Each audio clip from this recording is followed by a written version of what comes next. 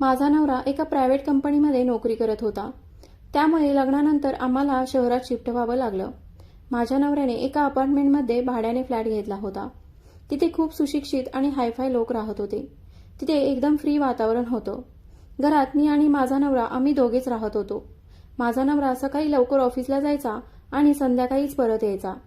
माझा नवरा कामावर गेल्यावर मी दिवसभर माझ्या घरच्या कामात व्यस्त असायचे. माझ्या नवऱ्याला रविवारी सुट्टी असायची. तेव्हा आम्ही बाहेर फिरायला जायचो. कधी शॉपिंगला जायचो तर कधी मूव्ही बघायला जायचो. बाहेरून आणाव्या लागणाऱ्या सर्व वस्तूंची खरेदी आम्ही रविवारीच करायचो. त्यामुळे मला तर इतर दिवशी बाहेर जावं लागतच नव्हतं. असंच आमचं डेली रुटीन चालू होतं. आमच्या फ्लॅटच्या आजूबाजूला कोण राहतं हे देखील मला माहीत नसायचं. त्या अपार्टमेंटमध्ये माझी फारशी कोणाशी ओळख झाली नव्हती.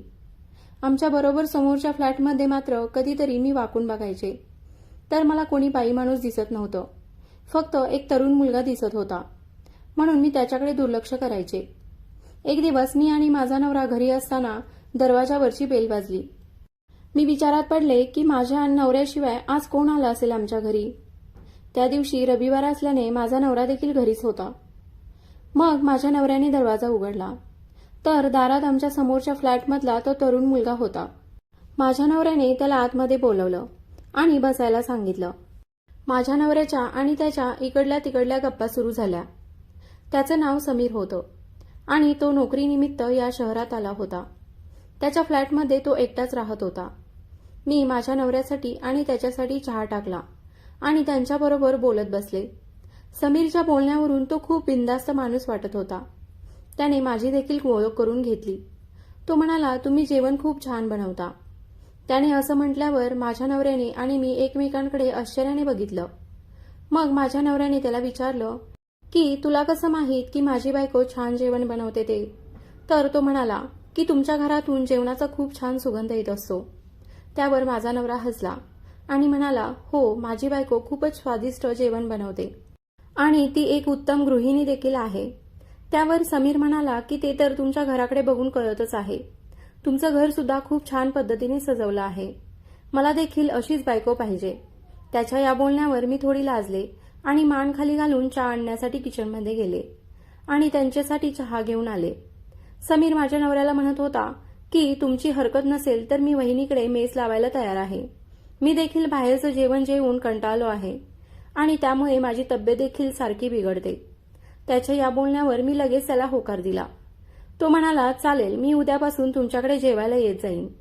मग दुसऱ्याच दिवसापासून समीर आमच्याकडे जेवायला येऊ लागला.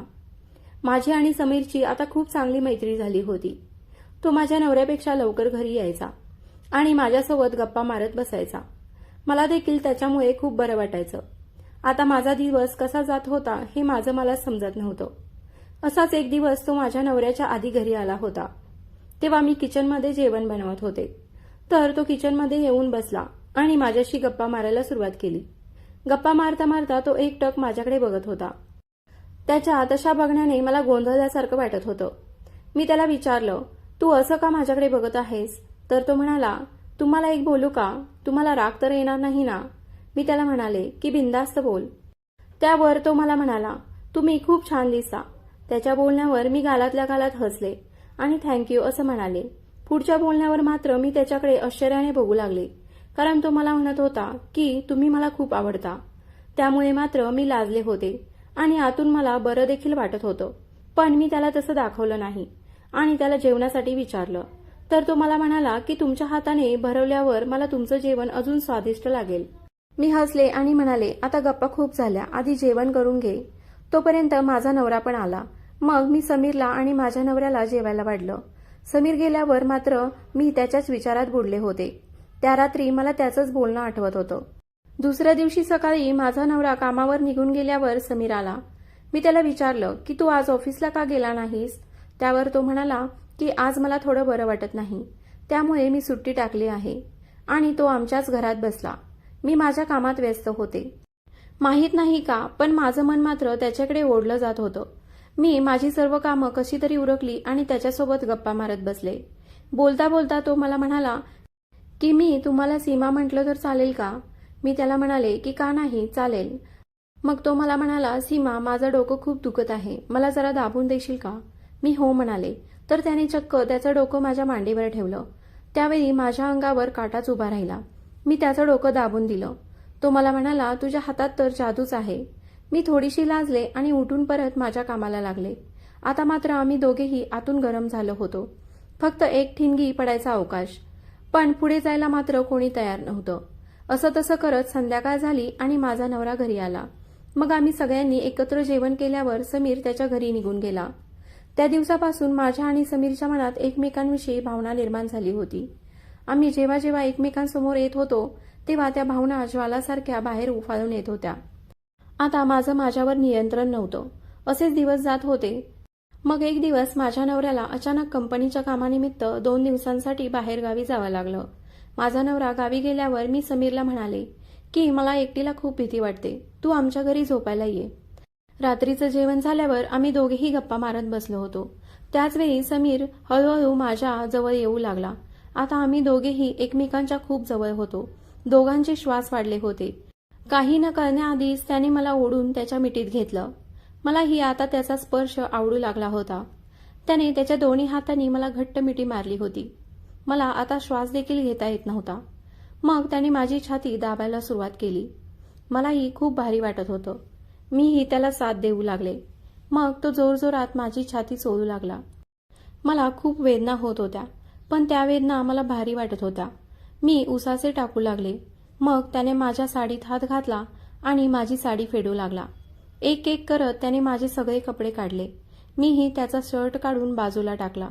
त्याचं ते बळकट आणि पिळदार शरीर बघून मी त्याच्या शरीरावर किस करायला सुरुवात केली. त्याने माझी छाती चोळून चोळून पूर्ण लाल करून टाकली होती. आता तो माझ्या मांड्यांवर हात फिरवू लागला. त्याने माझ्या मांड्याही लाल केल्या होत्या. मला तर खूप भारी वाटत होतं. आता तो माझ्या शरीरावर सगळीकडे किस करू लागला. आम्ही दोघेही भान हरवून बसलो होतो. तो माझ्यावर तुटून प्रेम करत होता. मीही त्याला साथ देत होते. आम्ही दोघे घामाने पूर्ण भिजलो होतो. रात्रभर त्याने माझ्यासोबत एवढ्या दिवसाची शरीरभूक भागवली होती. मीही त्याच्या त्या प्रेमाने तृप्त झाले होते. मला देखील त्याचं ते प्रेम हवं हवंसं वाटत होतं. सकाळपर्यंत तो माझ्यावर प्रेमाचा वर्षाव करतच होता. आता मी खूप थकले होते. तोही खूप दमला होता. मग आम्ही दोघांनी मिळून शॉवरखाली आंघोळ केली. तेव्हाही तो माझ्यावर प्रेमाचा वर्षाव करत होता. आंघोळ झाल्यावर त्याने आमच्यासाठी बाहेरूनच जेवण मागवलं. दुसऱ्या दिवशी देखील तो माझ्यावर प्रेम करत राहिला. मीही त्याच्या प्रेमात ओलीचिंब झाले होते. सगळ्या प्रकारे त्याने माझ्यावर प्रेम केलं होतं. मीही त्याला कसल्याच गोष्टीसाठी अडवलं नाही. आता संध्याकाळ होणार होती आणि माझ्या नवऱ्याची येण्याची वेळ झाली होती.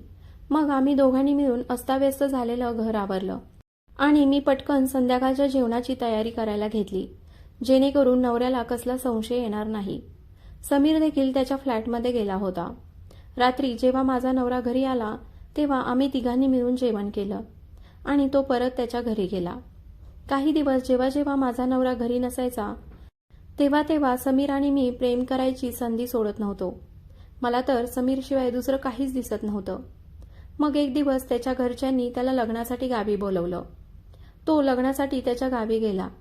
तेव्हापासून नंतर कधीच आमची भेट झाली नाही. आता तो फ्लॅट सोडून 2 वर्ष होत आली आहेत. पण त्याच्या फ्लॅटकडे बघून मला त्याचीच आठवण येते. कदाचित त्याचं लग्न झालं असावं आणि तो त्याच्या बायकोसोबत दुसरीकडे कुठेतरी राहत असावा. पण मी मात्र त्याचं ते प्रेम अजून विसरू शकले नाही.